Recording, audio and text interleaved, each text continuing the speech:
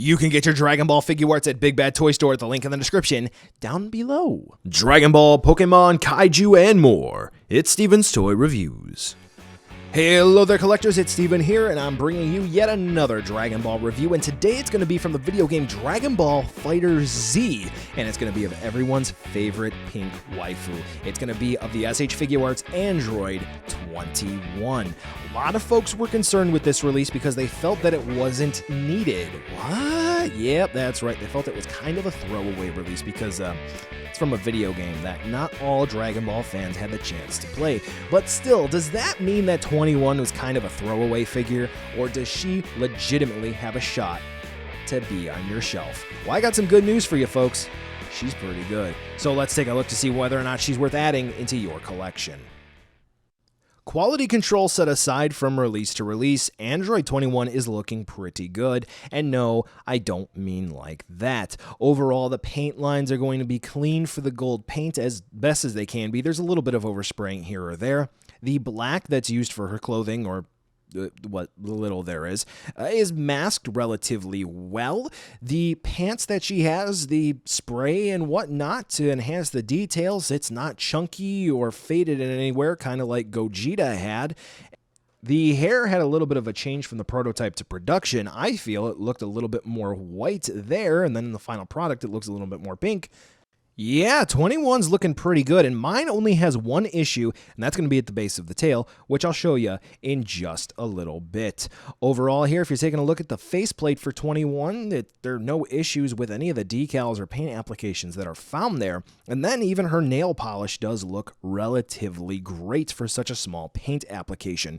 Now, I do have to say, like I mentioned before, sure, the gold paint apps, yeah, there's a little bit of an overspray here or there, but it's so minor, and it's on such a small part of the body, to be honest with you, it's not a significant issue by any means. There are going to be some flash marks or mold production marks on the pants of 21, but at the same time, you're going to have that pretty much on any release. So yes, it would be nice if it was cleaned up, but at the same time, it isn't really a super significant issue unless you are a super stickler for details, then at which point I could imagine you don't want this figure to begin with.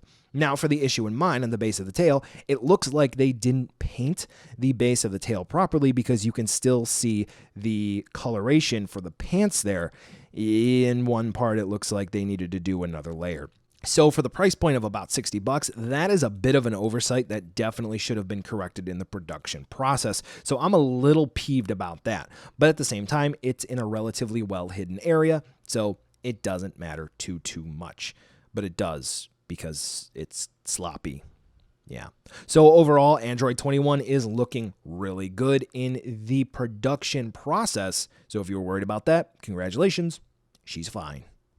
Despite the fact that 21 uses some interesting joint combinations and has some weird engineering, she actually moves relatively well, and there's only one issue I've experienced with her so far overall, so let's talk about it. So her head is going to plug into the neck on a ball joint swivel hinge combo system, so this way we can move her head in all sorts of directions, right? It's going to be the standard for pretty much any Figuarts these days, so you know pretty much what to expect. Now, a lot of folks have said for whatever reason her hair is not articulated, but that is simply not true. She does actually have a hinge connection that has a little bit of a swivel there, so we can move her hair out of the way, but unfortunately, for whatever reason, the actual hair down here does block the articulation a little bit for her looking up. And unfortunately, there is really no neck into the body ball joint like some Figuarts will have, so you're not going to have an increased range of motion there, but that's okay. For the shoulders, unfortunately, there's not going to be any sort of butterfly hinge, but the ball joints are free to move. There's nothing blocking the shoulder, so we get plenty of movement there, and we get a hinge as well, as you can clearly see, with a supplemental bicep swivel, so this way you can spin her arms clearly around. So since there's no sculpt here for her shoulders, we get fantastic range of movement.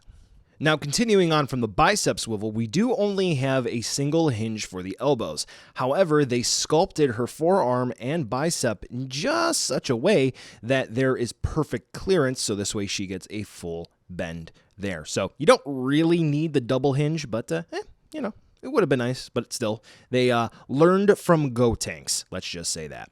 For her wrists, it's going to be a standard Figuarts style joint where it plugs in, but it's going to be more so of a peg where the hand plugs in. But even still, we do get fantastic range of movement because nothing is going to be blocking her. She does have the bracelets, but thankfully those bracelets don't block the joints at all. All right, so that basically covers the arms and the head. What are we looking at for the main body? Well, we do have the ab crunch, which has some great range of movement. She can go back about that far, down about that far, rock from side to side, and then we do have a nice waist joint, which supplements her movement as well. The only issue here is that first, when I opened her up out of the box, the waist joint was relatively tight. However, now kind of loosey-goosey.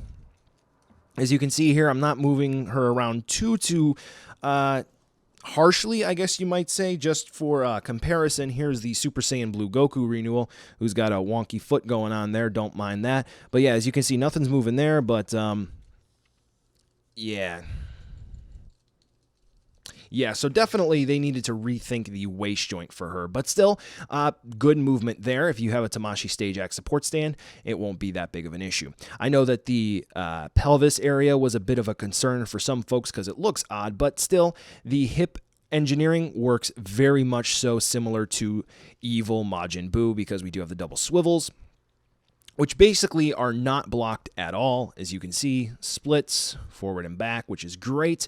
We do have the thigh swivel, which is common on all renewal style Dragon Ball Figuarts. You can spin all the way around. We do have full bend double knee hinge, which is great. We do have a standard style Figuarts ankle joint where there is going to be a hinge, a swivel, and then a peg where the foot plugs in, so we do have another swivel for ankle rocking goodness, which is great. And then we have a toe hinge. Now, not to be left out, we do have the tail, which you saw the paint issue from earlier, where it plugs in. It's going to be a swivel, and then there's also going to be a swivel where the tail is actually plugged into the joint, so we get 2 points of swivelly goodness, and then there's going to be a hinge so we can raise and lower it. Then about halfway down or so, we're going to get another swivel. And it basically moves similar to Frieza's tail, so if you know how that works, then congratulations, you know how this works. It's not really loose, I was kind of tugging on it there, so it's a nice sturdy connection, and whenever you go to move one swivel, you may end up moving the other. So just keep that in mind. The only sort of issue is that it's kind of sculpted in a way that it may block articulation. So do keep that in mind. It's kind of cut at an angle, so you may not get full movement one way or the other. All right. All right. So for articulation for 21, it's not exactly perfect. However, you are going to get plenty of fun poses out of this android. So you don't have to worry about moving her around at all. The only thing that's kind of weird is that the heels are kind of awkward to get her to stand. But yeah, she's good. All right, time for accessories, and here's the part where she's really great, and there are just some drop balls by Bandai because they missed some essential marks for pretty much any fighting action figure. We do get 3 faceplates, we get an array of hand parts, and we get a donut. Oh, isn't that great? All right, so let's go ahead and take a look at the faceplates. As you saw for the default faceplate, she has kind of a smirk, and she's looking off to her right-hand side. Now, we do have 2 other faceplates. One is going to be another smirk, and she's looking off to her left, and the other one is going to be her excited, screaming, whatever, and she's looking down. That's going to be when she has her evil eyes. Then when she's good and she has her blue eyes, she's looking off to the left-hand side, and she's kind of happy. This is all fine and dandy, but the issue here is that first and foremost, they're sort of saying that this is both the good and evil 21 in one release, and they only include 1 faceplate for the good 21. And even at that, there's no faceplate with her eyes looking straight ahead in a neutral expression. Why they couldn't do this, I don't know. This goes back to Super Saiyan 3 Goku, where they didn't do that either. Now for the hand parts, and this is where it kind of gets a little tricky. For her default hand, she does kind of have the sort of splayed hands, the action-y hands, I guess you could call them. But she only has 1 other matching set of hands, and those are going to kind of be sort of splayed hands, almost as if she's gripping something. For her left hand, she does come with a set of hands that are kind of like... She does come with a hand that's kind of like a fist, but it's more so like she's examining her nails, and she also gets 1 hand to hold the donut. For her right hand, she gets 1 proper splayed out hand like she's firing a ki blast, 1 chopping hand, and 1 pointing hand. While this is cool because you can mix and match hand parts to pretty much get an endless amount of combinations for an Android 21 display, first and foremost, she doesn't come with any fists. So, cool. And then she doesn't really have any hands which match together. So if you wanted to do something like, let's say, Goku firing the solar flare, but you wanted to do something similar for 21, you really couldn't do that. So she doesn't come with two sets of pointing hands, like, let's say, Hercule came with. Yeah, kind of a drop ball there. Essentials. Now, she does come with that donut, and it's a donut. Looks like she took a bite off of it. Yep, that's about it. Put it on her pointer hand, put it on the hand dedicated to holding the donut. Yep. Or you can do what I do, and you can put it on her tail. All right, so that about wraps it up for the accessories. And yes, she does come with plenty. So Bandai did a really nice job hitting that quantity mark. It's just that there were a couple of things, namely fists and a faceplate that was looking straight ahead, that are just no-brainers that they didn't include in this release. And I don't know why they didn't do that. But if you are looking for supplemental effect parts to go ahead and include with your Android 21 display, you know I have videos for that. And as you can see here with this 360 display, I do recommend picking some other stuff up. Now we're going to go ahead with a size comparison here for you so you can see how big Android 21 actually is alongside some of your other figures. And surprisingly, she's going to be about your average 5.5 to 6 inch scale figure. So there's not a whole lot you really need to prepare for aside from just how you're going to pose that tail so it's not bumping in to other figures. So buy now, skip, or wait for a deal. Overall, I was pretty lukewarm going into Android 21 because I'm going to be honest with you, I haven't played Fighter Z, but I was pretty interested in having another sort of villain or just another interesting representation of the Dragon Ball franchise on my shelf. And yeah, this release paid off. While she isn't necessarily going to be fighting anyone else on the shelf, she may just hang out with Majin Buu and the gang. Yeah, I'm pretty pleased. Money well spent, except for some no-brainer stuff like I talked about earlier. Now, what would have also been really nice to have is some sort of display stand for her as well. Because of the hair, the tail, and the awkward feet, even though, heels aren't necessarily awkward, she can have some issues standing if you don't know how to pose your figures. So, for the folks out there who need help with that, they definitely should have included a stand instead of using her tail as sort of a third leg. Overall, though, if you do need a stand, I got a video for that, and she is a rather rock-solid release. Definitely worthy of being on the shelf if you like the character. Well, collectors, that brings us to the end of the video today, and I just wanted to take a second to thank you so much for watching.